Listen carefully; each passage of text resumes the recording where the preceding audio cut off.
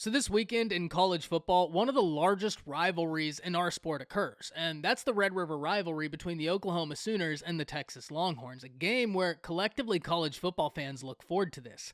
But before we can go about previewing this matchup, we actually need to take an in-depth look at the Oklahoma Sooners and ask some questions after the past 2 weeks. First and foremost, can the Sooners rebound? Secondly, can they find their identity? And finally, are the Oklahoma Sooners in trouble? Before we can go about answering all of these, I need to hear from you. Hop down to the comments, give me a Y for yes or an N for no. Do you believe the Oklahoma Sooners are in trouble? And let me know what you're thinking. If you are new to the channel, be sure to subscribe. Hit that bell notification as I do constant college football content. You don't want to miss any of it. We're on our push to 15,000 subscribers. We have an unbelievable community here. I'd love to have you a part of it. And if you enjoyed this, be sure to like and comment down below. But having said all that, let's jump right into this. And this is a big opportunity for the Oklahoma Sooners, and I certainly don't think that's lost on anybody in the building.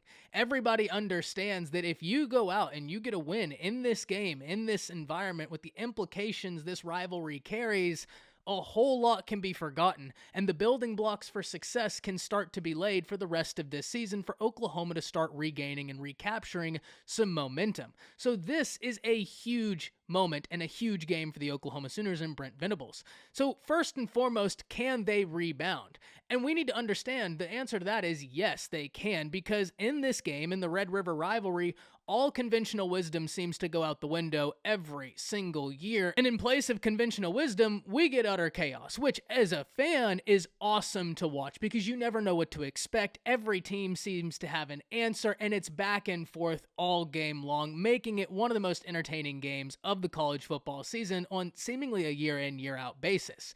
So because of that, yes, Oklahoma can rebound because so much emotion is put into this game. They can capitalize on that emotion. They also have some very talented pieces. When we look at this offense, Eric Gray's having a really good year. Theo Weiss is a very capable wide receiver. Marvin Mims is one of the more talented wide receivers, in my opinion, in the nation. So you have the pieces. Dillon Gabriel's a capable quarterback, but he has got to start hitting the shots when they come open, because I understand in the first few weeks you're still getting that chemistry, but we're in October now, and especially in this game, if those opportunities come open, you have got to seize them, because historically, the team that wins this game is the team that was able to seize the opportunities. So if they present themselves, you have to be there. The second question we need to ask is, can they find an identity? And this is where I think it's super interesting for the Oklahoma Sooners, because coming into this year, I think a lot of Oklahoma fans were really curious about the offense. Having become accustomed to fielding some of the best offenses in college football on a year in, year out basis, Oklahoma fans were looking at Jeff Lebby wondering what was to be expected. Up to this point, though it hasn't been perfect, Oklahoma fields a top 20 offense, and like I said, they have several pieces on that offense that can get the job done. It's just about doing it consistently, and this would be a big week to put it all together consistently.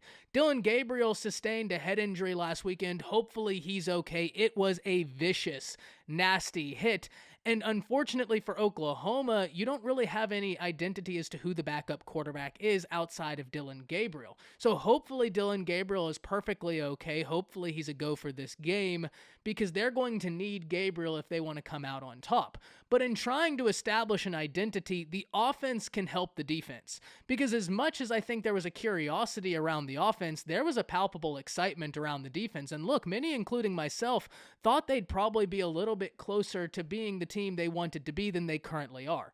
Because even though Oklahoma's offense is a top 20 offense, their defense sits outside the top 100 in total defense. And I understand it's still early in the season, but adjustments are going to have to be made.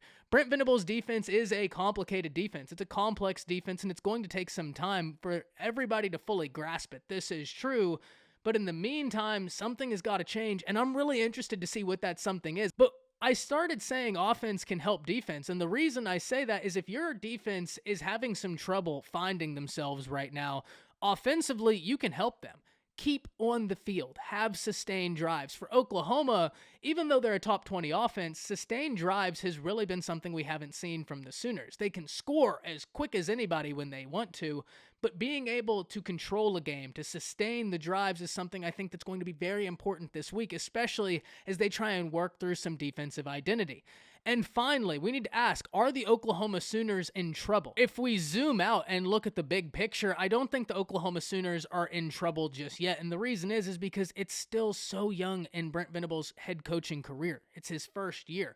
Some snags are bound to happen. How he adjusts, that's going to be interesting to see, but he needs to be given time to get in his recruiting classes, to make the adjustments he would like, and that's something that is going to take some time. So long term, no, I wouldn't say there's time to panic. I wouldn't say the Oklahoma Sooners are in trouble. For this season, it's not looking very good, and a lot needs to happen. Now, that being said, it's still very early into the season. There's still talented pieces here, and in a game such as this weekend, there's a lot to prove, so it's going to be interesting to see what happens. If we look at this from a long-term macro type setting, no, I don't think Oklahoma's in trouble because it's still so young in the coaching career of Brent Venables, and he needs time to get things going in the manner he would like. So I'm really interested in hearing from all of you. Do you believe the Oklahoma Sooners are in trouble, and what are your expectations this week? I can't wait to hear from you. That's it. See ya.